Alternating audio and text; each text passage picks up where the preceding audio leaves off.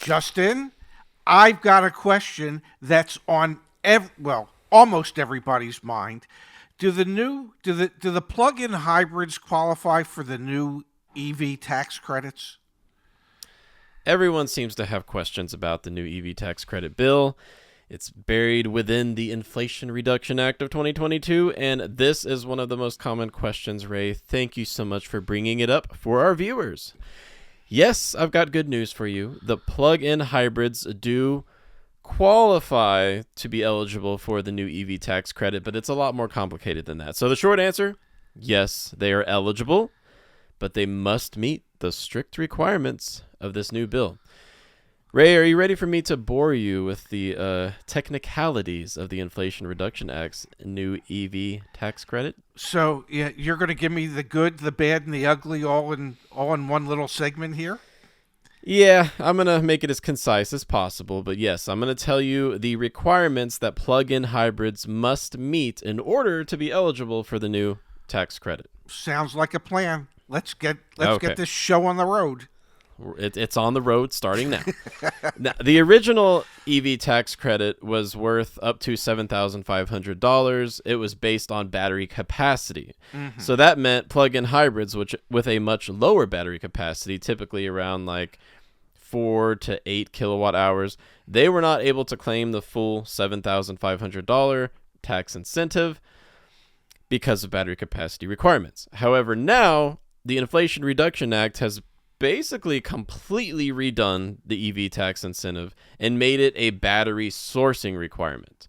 Now, here's the good news. That means plug-in hybrids can be eligible for the full $7,500. However, they're going to have to meet these strict requirements to do so. Number one, minimum battery capacity must be at least 7 kilowatt hours. Now, the good news is in 2022 and 2023 models, by far most, if not all, plug-in hybrids have at least 7 kilowatt hours of battery capacity. That's why they're able to go 30, 40, even 50 miles on a charge in pure electricity before the combustion motor kicks in. So that's not an issue. Okay. Here's where we start to get into the problems, what many would consider to be problems that start to weed out many of the most popular plug-in hybrids. It's the Made in America requirement. Now, it's actually made in North America, so Canada, Mexico, and of course, the United States of America. That's where the manufacturing must be done, specifically final assembly. Now, Ray, final assembly, what might that mean? How loose is that term, final assembly? That would be my question. How loose is that term, final assembly? We'll find out soon enough, perhaps, because this bill is being signed into law today. We're recording this on August 16th, and as of today, the Made in North America requirement is now in effect.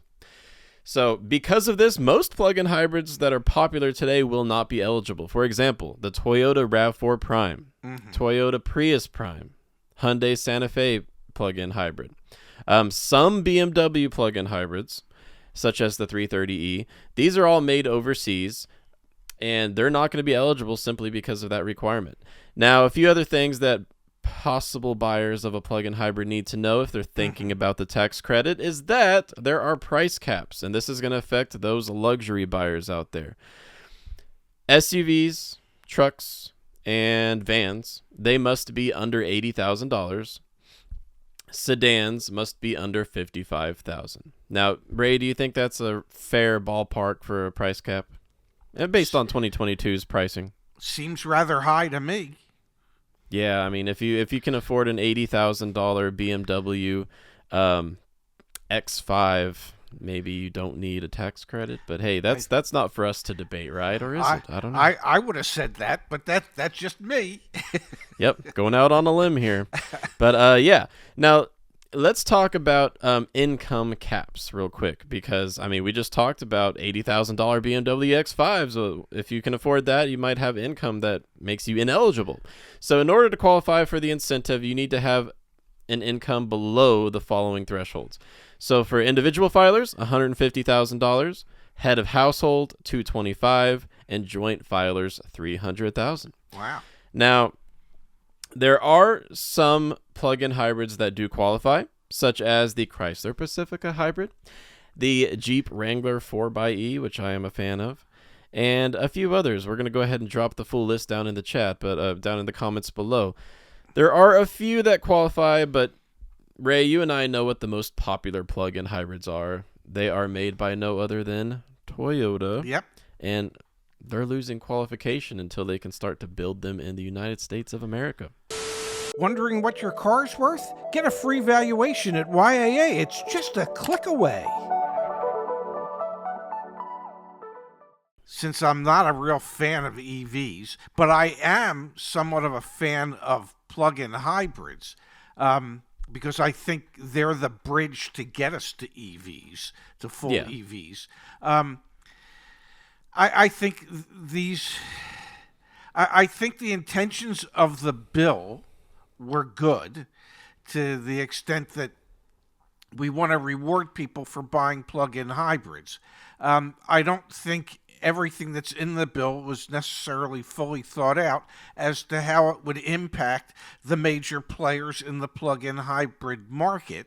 And so what we thought were going to be tax credits available for people buying the Toyota products, well, indeed, they're not going to be. So it kind of shows the good, the bad, and the ugly all in one little section right there. It's almost like they're stepping on their own toes in an effort to seem like they're trying to do something.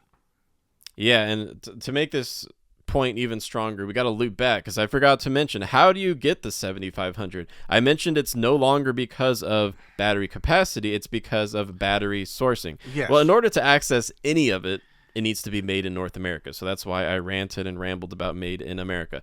But in order to access the actual money, half of the 7500, so 3750, is if the battery minerals are sourced in the United States or free trade agreement countries. Right now, only the battery suppliers themselves, maybe not even the engineers high up at the automakers, they don't even know, most people don't know where the minerals are sourced from. That's like deep within the text, within their contract agreements that they have with the automakers.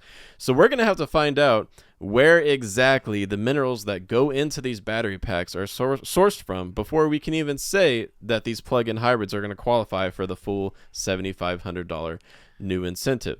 Now, the other half, the other $3,750, that's where it's a lot easier to kind of pick the winners and losers, because that's based on where the battery components are made themselves. So where is the battery pack manufactured? We know that the Chrysler Pacifica Hybrid, Jeep Wrangler 4xe, they have battery packs that are largely assembled in the United States. So they're good to go for at least half of the new tax credit. But it's that second half that is really the wild card. And Ray, if I was a auto executive, I'd be kind of frustrated right now with how this bill kind of snuck up, and here we are less than a month later, and it's been signed into law. Well, it just goes to show that whatever the government gets its hands on typically doesn't play out quite the way they thought it would.